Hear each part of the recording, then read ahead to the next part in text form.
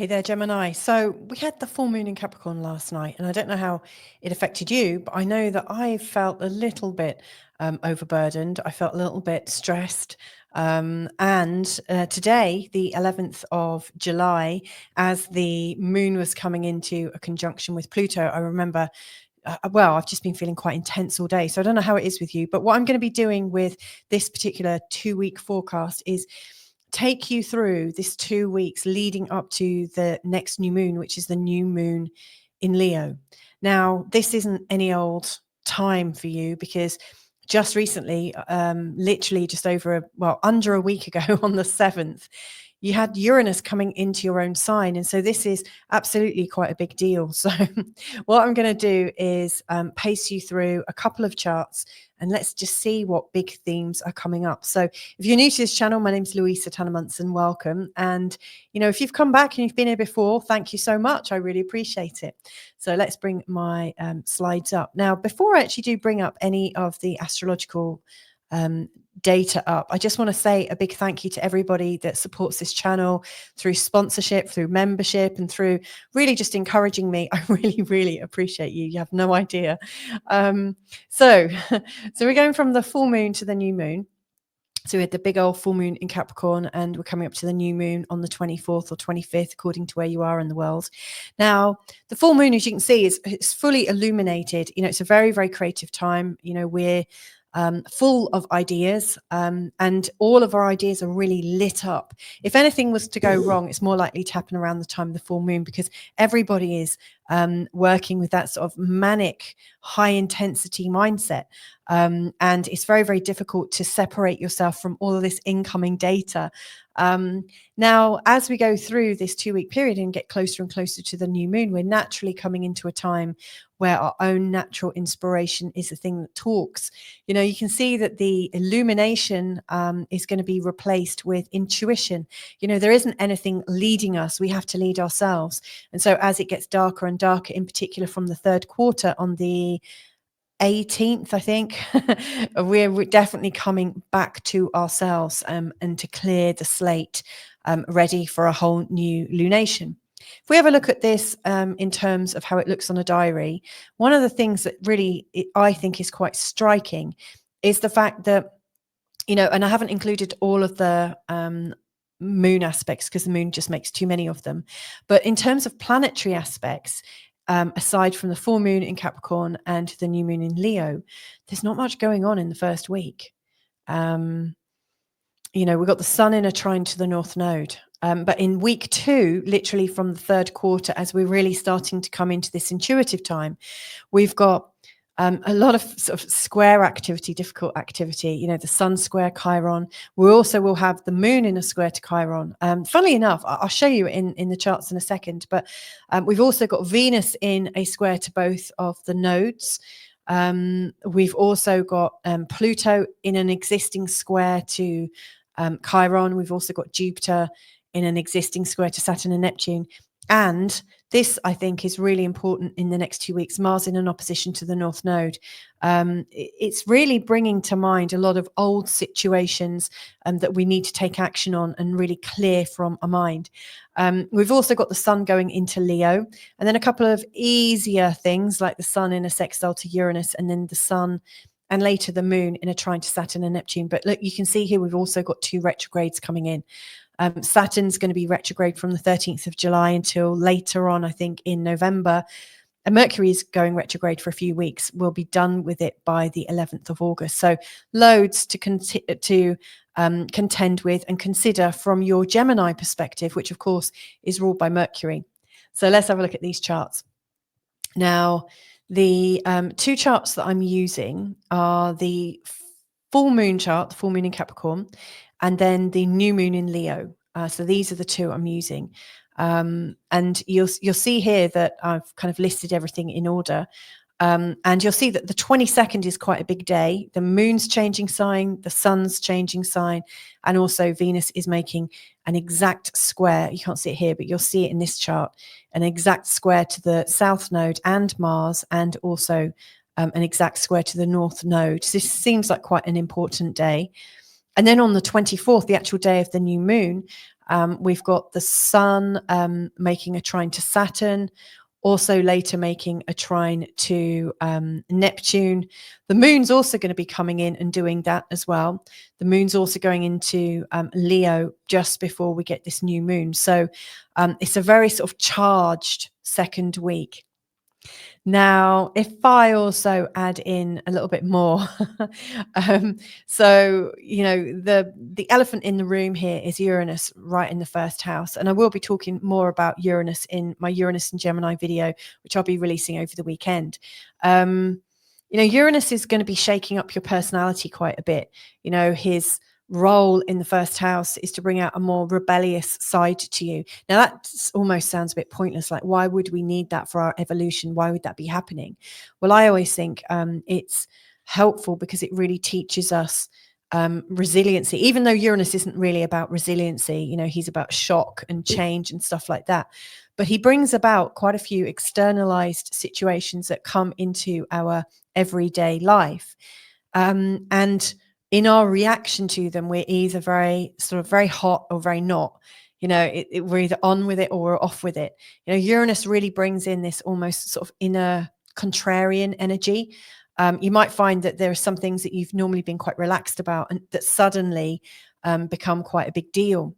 Uranus is all about freedom as well. And with Pluto in your 9th house, and he's been there on and off for quite a while, and then permanently since November, what you've got here is, like the 9th house is all about freedom and space to think your own thoughts, to be able to learn at your own speed. It's very much about expanding your worldview. And so you've got this very sort of strong expansion going on. And now Uranus is getting a little bit testy, in your first house. He's really showing you, where you might stand up and say, no, that's not for me, definitely not for me. And you'll be digging your heels in. Now, it's interesting because, Gemini energies are often quite happy to play both sides a little bit, to mess around this way and mess around this way a little bit, and to test the waters a little bit. But one thing that I really note and really love about the Gemini energy is their fluttery energy, like the fact that they like to keep things a bit light, unless there's lots of really strong Saturn influences really making them want to argue the toss about everything. I think Geminis have this need to stay quite light and above it all. Well, Uranus, I think, is going to bring things up in a much stronger way and create some shifts.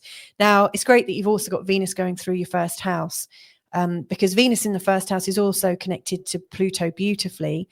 And I think that's really encouraging, the start of this Uranian energy to come in and sort of be exciting and not as destructive as it could be. I really think this is actually almost heaven sent. Interestingly, and I've shared it already in my Uranus video that I haven't yet released, but I will be. Uranus is going to be going back into Taurus later on this year, and then back again into your sign on April the 26th, 2026. And one of the things with both of these ingresses, i.e. these charts, the moment that he crosses the line and goes into Gemini, in both of these charts, he's in a conjunction with Venus. So, whatever sort of independent, eccentric, sort of alternate personality that is coming up for you right now, and I should say it is slow moving, so you're not expected to just like change overnight, but this change you're going through is really seeded, and well, the conception point of it, you could say, is Venus, Uranus and Venus together. Now, if you're single, this could also be showing up as exciting people coming into your world and kind of turning it upside down. It's a very, very sensitive part of your chart, this part of the chart. It's really changing the way you see life altogether, and the thrill of adventure and the need to really move around and not be so stable, not be so reliable. You're really kind of shrugging the old roles off quite a bit. Now, thankfully, even though you're shrugging things off a little bit, Jupiter and the Sun in your second house for now are really helpful in terms of bringing a little bit more cash in. The Sun is going to go into the sign of Leo on the 22nd. But for now, the Sun is, I think, really wanting to work beautifully, in particular with the trine to the North Node. So you're feeling it at the start of this 2 weeks. And as you go through this period in time, you'll see that the Sun is then moving from the trine in the North with the North Node to a double trine with Saturn and Neptune, both of which by this point are retrograde. But to me, the Sun is about our personality, what we feel capable of, how we're shining our light. And these trines to these very important points, like the North Node, is about how we are being our karmic future. Like, are we on track with what we feel like we're meant to be doing? And the trine between the Sun and the North Node, which is here earlier on in this 2-week period, definitely is saying that. I really love that. It's really implying that. And then later on, as the Sun makes a powerful trine to Saturn and Neptune, I really think we're feeling like we can create a much better structure for yourself. It's interesting because you're considering creating structures for yourself at the same time as Uranus is coming into your first house, and Uranus tends to break everything down. But interestingly, Uranus is also working beautifully with the Sun and the Moon, and also with Saturn and Neptune on the day of the new moon. So I just think whatever you're building for yourself, in particular as you're coming up through this week, it's all really helping you to birth your new reality, your new perspective, your new personality. It's all changing. Now, around the time of the new moon is in almost an exact, well, it is an exact opposition actually with Pluto. Now, to me, this is suggesting that anywhere where you've been trying to control your life right now, you're really needing to just enjoy it and not try to be controlling. I think anywhere where you're trying to fight life and fight reality and say this is how it should be, you're likely to get a bit of a slap in the face from Pluto. Pluto reserves the right to be in charge, and I don't think anyone ever really owns their Pluto. I'm sure there'll be some Pluto types with a very, very strong Pluto that listen to this and say, oh, no, I'm completely in charge of my Pluto. But Pluto is really such a subtle but really strong planet. And there'll be other people saying he's a dwarf planet, but Pluto here is really showing this this energy of power at all costs. And with this new moon in Leo in the 3rd house, to me this is implying that right now the best form of influence for you is to be with your kin, to be with your peer group, to be with people you love, and to be surrounded by the energy and the mindset of familiarity. This new moon with the Sun and the Moon together in Leo, and also very close to your ruling planet, which I'm going to just talk about in a second.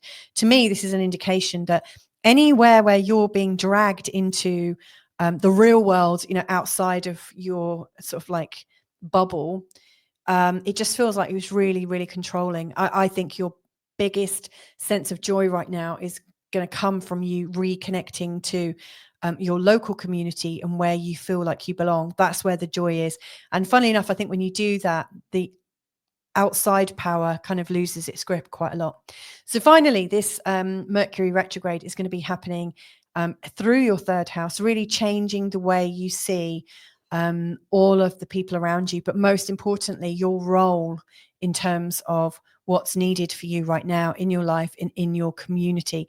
With also Mars connecting with the South Node in the 4th house, you're really reminded to let go of anything to do with belonging to family, belonging to a home, belonging to a location. Anything that felt really off and really bad and really difficult, in particular where you became angry or resentful, possibly bitter. I really think all of those old experiences, maybe it's time to reevaluate those, because it's very easy for us to say, oh yeah, this is definitely not the right way for me because I've had this example, this thing happened. But right now I think you need to get as strong as you can, because your North Node is pushing you into a much more external role. And, I'm sure that's going to come out in future forecasts, when I talk more about Saturn and Neptune and the North Node. In the next forecast where they're really prominent, that will come out. But there is definitely this much longer term picture that's going to have you really stepping forwards. So I'm going to leave that there, Gemini. I hope it's helpful for you in the short term. Now, if you like my forecast and you want more, then I've got this forecast astrology, a forecast subscription that might be helpful. And I'm just going to tell you about it right now. So if I don't see you, catch you in another forecast. Bye for now. So if you're enjoying my forecast every 2 weeks on YouTube and would like to go even deeper into your planetary coding, then why not try out my astrology forecast group? What you'll get for this small investment of $9 a month is a relationship and connections forecast every 2 weeks, a career and ambition forecast every 2 weeks, and also Monday to Friday daily updates where I share everything that I think you might need to know to get into your flow. If this sounds good to you and you want to join, then all you need to do is click on the link in the description field below.